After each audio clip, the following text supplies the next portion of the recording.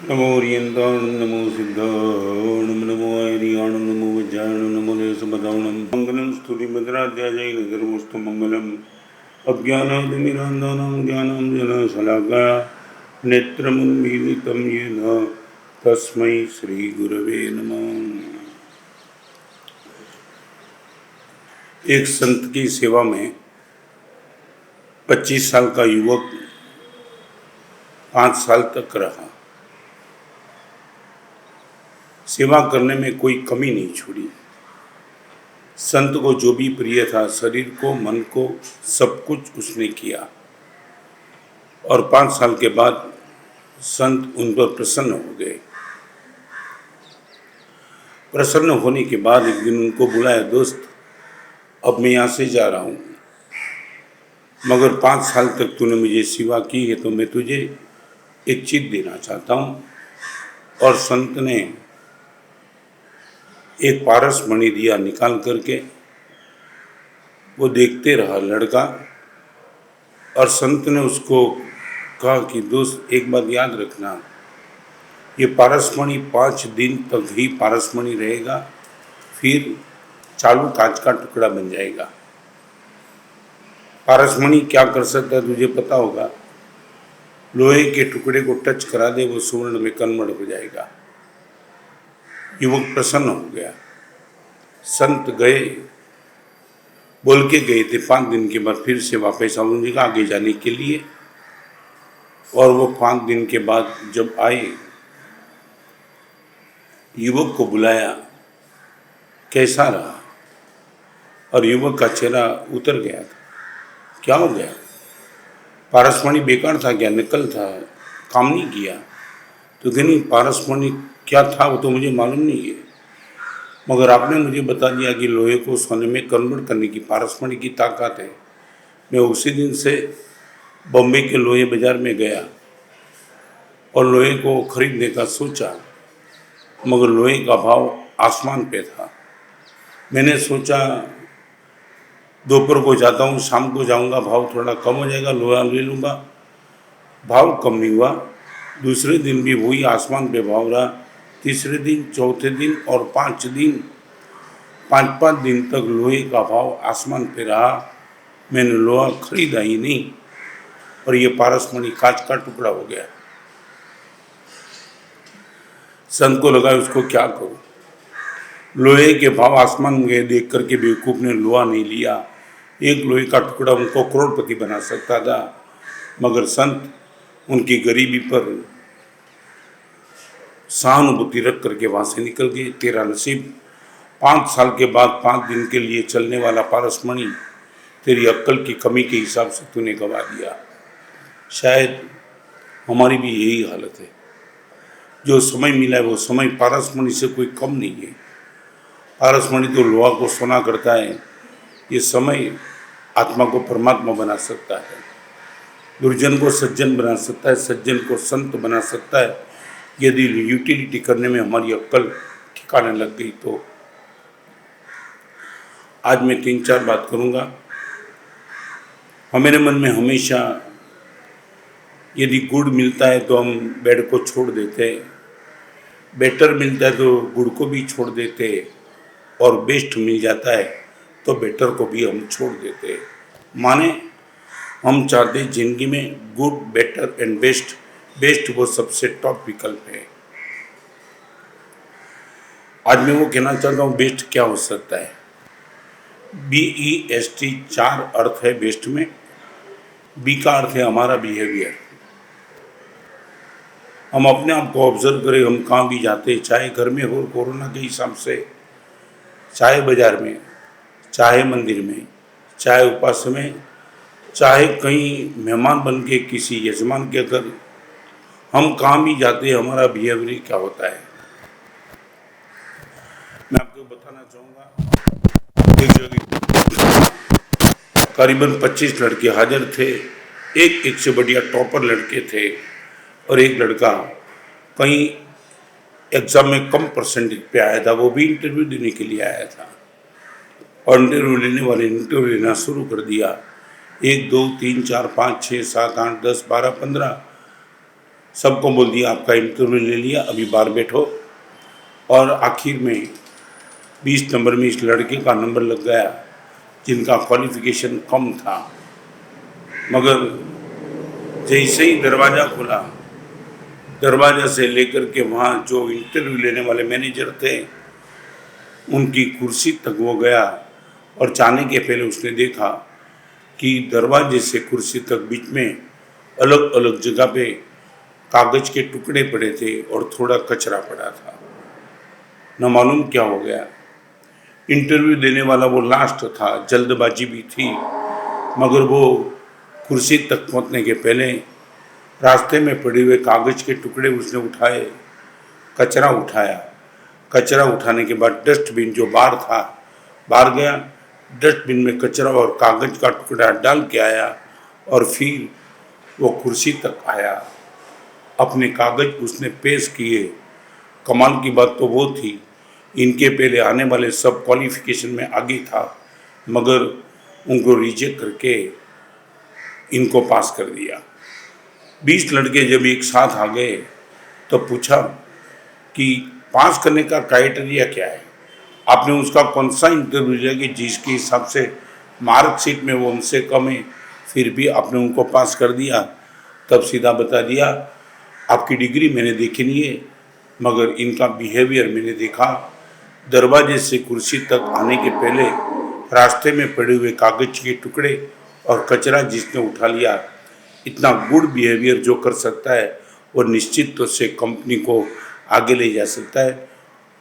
कचरा तो तुमने भी देखा था, तुम भी आए तब कागज़ के टुकड़े पड़े थे, और सच बताऊँ तो ये कागज़ के टुकड़े और कचरे मैंने ही खुद ने डाला था, चेक करने के लिए कि तुम्हें कागज़ के टुकड़े और कचरे उठाने में रस है या इंटरव्यू देने में रस है। आप डिग्री से आगे होंगे, मगर बिहेवियर में ये आगे है, इसलिए मैंने उनको पास कर दिया है। I would like to ask you, आपका बिहेवियर ये है। अब ये बोलेंगे हमारा बिहेवियर तो अच्छा है, नहीं। परिचितों के बीच नहीं, अपरिचितों के बीच में, जब मान लिया कि बम्बई से दिल्ली आप जा रहे हो, और दिल्ली जाते जाते दिल्ली जब आता है, आपकी बाजू में कोई अननोन आदमी बैठा है, दिल्ली में वो भी उतरना चाहता है, दिल्ली में आप भी उतरना चाहते हो, मगर मैं रिपीट करूं, शायद वो उतरने वाला आपका एड्रेस का कार्ड, आपका मोबाइल नंबर कब लेगा?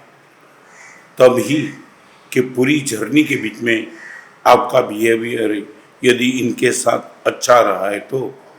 बिहेवियर यदि बेकार होगा, न वो आपका मोबाइल नंबर मांगेगा, न आपका कार्ड मांगेगा। भगवान से वो प्रार्थना करेगा जल्दी दिल्ली आ जाए और उनसे मेरा छुटकारा हो जाए। पहले नंबर का स्टेप, जीवन को बेस्ट बनाने के लिए सबसे पहले नंबर का तरीका मेरा और आपका बिहेवियर अच्छा हो। मैं एक छोटा सा प्रश्न पूछना चाहता हूँ। जीवन की समाप्ति के समय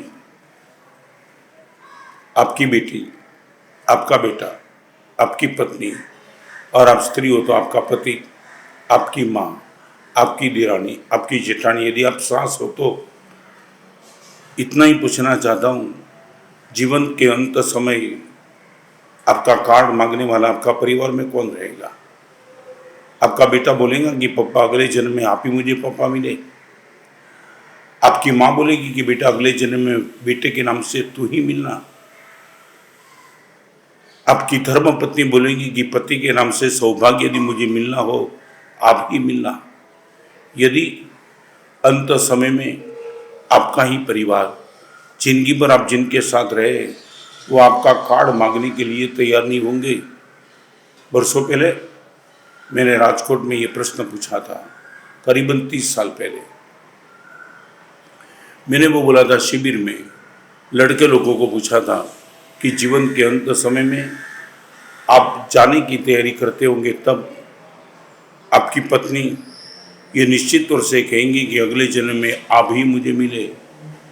और एक लड़के ने खड़ा होकर मजाक से नहीं किया था, क्योंकि उनके चेहरा सिंसियर था, शादीशुदा था, और वो लड़के ने बता दिया, हमारा साहब आप अंत समय के कार्ड की बात करते हो कि जीवन के अंत समय आपकी पत्नी कहेगी कि अगले जन्म में आप मिले। महाराज साहब, सच तो ये है, आज ही मेरी पत्नी कहती है आप तू मेरे से अलग हो जाए। कहाँ गया वो प्यार? आई लव यू करने की बात कहाँ गई? तेरे बिना मेरा एक दिन नहीं चलेगा, वो कहा था तूने, वो कहाँ गया? हम सब जिंदगी भर साथ में रहेंगे, दिया हुआ कल तुम्हारा क्या गया? तेरे सुख में और तेरे दुख में मैं ही जिंदगी भर साथ रहूँगा। ये सब बात क्या बदतमीजी थी? क्या झूठा था? क्या तुमने धोखा दिया था? क्या हो गया? यदि आपकी पत्नी इसी टाइम आपसे अलग होना चाहती है, आपका बेटा चाहता है पापा दूर हो जाए तो अच्छा है, आप खुद चाहते हो मेरा बेटा मेरे से दूर हो जाए तो अच्छा है, then I would like to ask you, पूरे परिवार के साथ 30, 40, 50 साल तक रहने के बाद यदि आपका परिवार अगले जन्म में, इसी जन्म में आपको साथ में रहना नहीं चाहते, मैं निश्चित कहूँगा तुम करोड़पति बन गए, यू आर फेल। तुम चाहे समाज में तुम्हारी कितनी भी गुडविल हो, तुम फेल। किसी संस्था के प्रेसिडेंट हो, किसी संस्था के तुम ट्रस्टी हो, तुम फेल हो। किसी संस्था का प्रमुख बनना आसान है, मगर किसी बेटे का बाप बनना, किसी पत्नी का पति बनना, किसी माँ का बेटा बनना, ये सबसे बड़ा टफ है। और वो बनने के लिए सबसे पहली कंडीशन है आपका बिहेवियर सबसे अच्छा हो। मैं बताऊं, दीक्षा जीवन के 53 साल आज चल रहा है। 19 साल की उम्र में साधु बन के गुरुदेव भुवन भानुश्वरी जी महाराज और पिता मुनिराज देव सुंदर विजय महाराज, इनके साथ कितने साल रहने का मौका मिला। मैं कोई भगवान नहीं बन गया हूँ, गलती मैंने भी की है और गलती करने की सजा भी मैंने भोगी है। कभी कभी पिताजी महाराज भी मेरे पे गर्म हो गए थे और गुरुदेव भुवन भानुश्वरी महाराज तो क्या कहना, प्यार देने में कोई कमी नहीं रखी, मगर सजा देने में भी कभी वो करुणा वाले नहीं बने। जहाँ लगा चाटा मारना जरूरी, यहाँ चाटा मारा है। फिर भी मैं दिल से कहना चाहता हूँ, इतनी पनिशमेंट के बाद, इतनी गर्मी सहन करने के बाद, आज भी कहीं यदि कोई मुझे पूछे अगले जन्म में गुरु के नाम से तुझे कौन मिले, ये दो ही नाम, देव सुंदर विजय महाराज और भुवन भानुश्वरी महाराज। आप समझ सकते हो, सिर्फ अगले जन्म में नहीं, मैं तो यही कहूँगा जब तक मुक्ति नहीं मिलती है तब तक शिष्य बनना है तो बस यही गुरु भगवान मिले, चाहे कैसे भी थे, मगर मेरे अनंत अनंत अनंत अनंत उपकारी थे। मैं ये कहना चाहता हूँ, अगले जन्म जन्म जन्म मुक्ति न मिले तक जिस गुरुदेव के हाथ से मैंने चाटा खाया, मार खाई, फिर भी मैं उनको ही चाहता हूँ, तो कुछ तो होगा इनके पास। मैं आपको ये कहना चाहता हूँ, आप अपने आप को ऑब्जर्व करना चाहते हो, आपके जीवन की सफलता, आपके जीवन की मस्ती, आपके प्रसन्नता का राज चाहते हो, मैं रिपीट करूँगा, गुड, बेटर और बेस्ट। बॉल पेन आई तो पेंसिल छूट जाती है, पार्कर पेन आई तो बॉल पेन छूट जाती है। माने पेंसिल गुड है, बॉल पेन बेटर है, मगर पार्कर बेस्ट है। गुड, बेटर और बेस्ट में ऊपर वाली आती है तो नीचे वाली छूट जाती है। आप यदि चाहते हो आपके जीवन को बेस्ट के स्तर पे आप ले जाना चाहते हो, प्लीज़ आपके कपड़े से, अपने मकान से, आपकी गुडविल से, आपके पैसे से अपनी गुडविल को चेक मत करना। वो तो ठीक है, आप बोलते हैं कि मेरे पास कपड़े 10,000 के हैं और इन पे गहने में भी पहनता हूँ, तो आप कभी कभी किसी डिपार्टमेंटल स्टोर के पास और किसी मॉल के पास चले जाना, वहाँ जो बस्ट होते हैं ना, बस्ट पुतले, और पुतले पर भी कपड़े तो बहुत अच्छे लगते हैं। यदि कपड़े से ही तो मानते हो कि हमारी गुडविल बनेगी, तो पुतले पर भी कपड़े अच्छे होते हैं, मगर कोई फर्क नहीं पड़ता है जिंदा आदमी कपड़ा पहने और अच्छा कपड़ा पुतला पहने। आपका जीवन पुतले से अच्छा हो, बस्ट से अच्छा हो, तो तब पता चलेगा आपके पास गुड बिहेवियर होगा। तो देखो, नरेंद्र मोदी ने स्वच्छता अभियान चलाया था, एक नई रिवॉल्यूशन दिया देश को। मेरी एक किताब का विमोचन था जू में 5 साल के पहले, ऊपर हॉस्पिटल के डीन आए थे और उनके हाथ से विमोचन था। तब विमोचन होने के बाद वो किताब पर जो कागज था, रेपर, वो रेपर आपने निकाल दिया और निकालने के बाद कूपर हॉस्पिटल के डीन होने के बावजूद आपने अपनी जेब में रख दिया। खच्चोखच भरी हुई पब्लिक के बीच में एक लड़के ने कहा, डीन साहब ये ऊपर का रेपर तो निकम्मा है, आप मुझे दे दो, आपकी जेब में क्यों रखते हो। तब डीन ने इतना ही कहा था कि नरेंद्र मोदी ने स्वच्छता अभियान शुरू किया है, यदि हम ही इनका इम्प्लीमेंट नहीं करेंगे तो अकेले नरेंद्र मोदी क्या करेंगे, ये रेपर निकम्मा है, इसलिए तो मैं मेरी जेब में रखता हूँ। It was the good behaviour. तो मैं आपको ये कहना चाहता हूँ, पहला लेसन जीवन को बेस्ट बनाने के लिए, अगले जन्म में सदगति समाधि में पाने के लिए, परम गति नज़दीक लाने के लिए, सज्जन संत और परमात्मा बनने के लिए जो कंपलसरी स्टेप है मेरे लिए और आपके लिए, वो है बिहेवियर। तो आज कोरोना के माहौल में कम से कम आपके घर में, आपके परिवार के बीच में, कल नरेंद्र मोदी ने बोल दिया है चौथा लॉकडाउन एक अलग ढंग से आएगा। मैं ये कहूँगा ये लॉकडाउन तो ठीक है, अनुशासन ठीक है, कहाँ तक ये कानून के हिसाब से हम अनुशासन में रहेंगे। श्रेष्ठ अनुशासन तो हमारे कॉन्शियस का है, कानून का नहीं है। तो मैं आज आपसे इतना ही कहना चाहता हूँ, BEST के पहला अक्षर बी का मायना है बिहेवियर। हम बिहेवियर से शुरू करें और एक बार आप अपने आप से चेक करो कि मेरा परिवार, मेरा कार्ड अगले जन्म में मांगे कि पप्पा आप ही मुझे पप्पा के नाम से मिलो, ऐसा कार्ड मांगने का आपके बेटे को मन हो, ऐसा बिहेवियर आपका आपके बेटे के साथ, आपकी पत्नी के साथ, आपकी माँ के साथ, आपके परिवार के साथ, आपके पिताजी के साथ यदि आपका शुरू हो जाएगा, ये ऑब्जर्वेशन करके जीवन में कुछ बदलाव लाएंगे तो निश्चित तौर से ये जीवन सफल बन जाएगा। मेरी ओर से परमात्मा को मैं प्रार्थना करता हूँ, मेरा आपका हम सब का बिहेवियर इतना अच्छा हो, हम कहीं भी जाए और जाने के बाद हम छूटा निकल जाए तो सामने वाला मेरा कार्ड मांगे, वो बोले आप जल्दी से जल्दी दोबारा मिलना, हम सब साथ में रहेंगे। ऐसी हमारी गुडविल बनाने के लिए जो कुछ भी बलिदान देना पड़े वो देने के लिए हम तैयार रह जाए, यही मंगल कामना। सर्वमंगल मंगलम सर्वकल्याण कारणम प्रधानम सर्वधर्माणम। जय हिंद, जय